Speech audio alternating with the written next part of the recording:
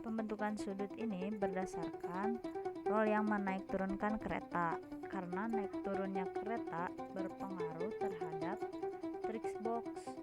Pergerakan ke arah kanan dan kiri trick box ini membawa batang dari pengatur sudut gulungan, di mana apabila trick box mengatur atau naik turun sehingga memutarkan roda-roda gigi, ada roda gigi yang mengatur untuk memperpendek dari batang pengatur sudut gulungan.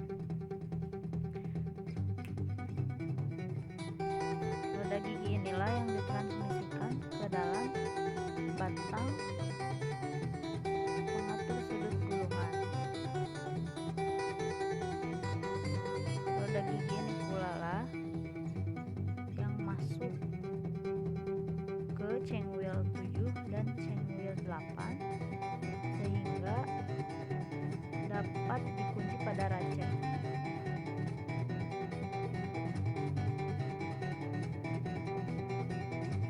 Maka gerakan ini bisa dikembalikan melalui roda gigi, roda gigi berikut, roda gigi selanjutnya yang kemudian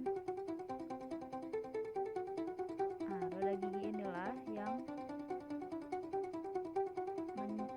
memiliki satu poros dengan roda gigi pengatur